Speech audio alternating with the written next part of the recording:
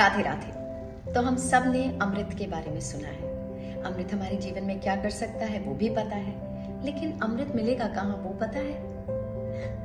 कठिन है ये सवाल, लेकिन मेरी आज की कहानी में बहुत ही सरलता से ही आपको पता चल जाएगा कि अमृत कैसे मिल सकता है। कबीर दास जी अपने दोहे में बहुत सुंदर एक बात कह के गए हैं कि ऐसी वाणी बोलिए कि मन का आपा खोए, औरन को शीतल करे आपो ही शीतल होए। इस जुबान से हम अपनों को पराया कर सकते हैं और परायों को अपना।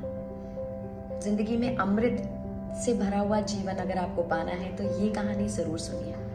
आपको एक अपने बारे में अलग अनुभव होगा। बहुत कठिनाइयां बस यूं हो जाएंगी खत्म, जैसे लगेगा कि अमृत भरा जीवन जी रहे हैं। यकीन आए तो कहानी सुन लीजिए। तो शुरू करूं। तो राजा भोज, जो कि बहुत ही दानवीर, प्रतापी और जिज्ञासु राजा थे, अब वो अपने पंडितों से, पुरोहित से बहुत प्रश्न किया करते थे ताकि वो अपने ज्ञान बढ़ा सके। अब होता यह है कि एक दिन महाकवि कालिदास जी उनकी दरबार में आते हैं और राजा अपने प्रश्न की एक छड़ी शुरू करते हैं। कहते हैं कि अमृत कहाँ है? अब पंडित जी एक उठते हैं और कहते हैं कि जो अमृत है वो स्वर्गलोक में है। वो राजा संतुष्ट नहीं होते। अब दूसरे पंडित उठते हैं और कहते हैं कि जो अमृत है वो सागर में है।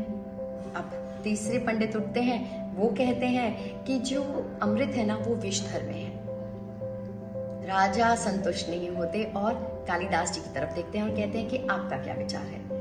अब महाकवि कालिदास जी कहते हैं कि अगर अमृत स्वर्ग में होता तो देवताओं को पतन करने की जरूरत नहीं होती।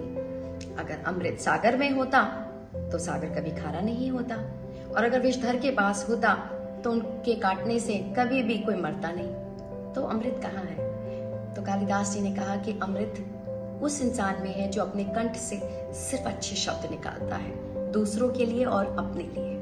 कभी भी ऐसी वाणी नहीं बोलता जो लोगों को दुख पहुंचाए, या फिर ऐसी कोई भी चीज बोले जो अपने लिए ही खराब हो। कहानी का मतलब जो था वो यही था कि आप हमेशा दूसरों के लिए अच्छे शब्द निकालें, क्योंकि अगर आप दूसरों के लिए हमेशा अच्छा बोलेंगे, अच्छा सोचेंगे, तो जीवन में कठिनाइयां नहीं होंगी, कंपटीशन नहीं होगा, आपको किसी से जलन नहीं होगी, आपको किसी से ये भावना नहीं आएगी कि मैं इससे बेहतर कर सकता हूं या ये मुझे क्या नीचा दिखाएगा। मैंने इस कहानी से पता है क्या सीखा कि बहुत बार हम लोगों को सिर्फ और सिर्फ उनकी बातों से तोड़ लेते हैं। वो कभी कभी मजाक में बात हो जाती है, कभी सिर्फ हमें नीचा दिखाने के लिए होती है, लेकिन असली में बात हमें दुख पहुंचाने की होती है, और वही कर्म होता है।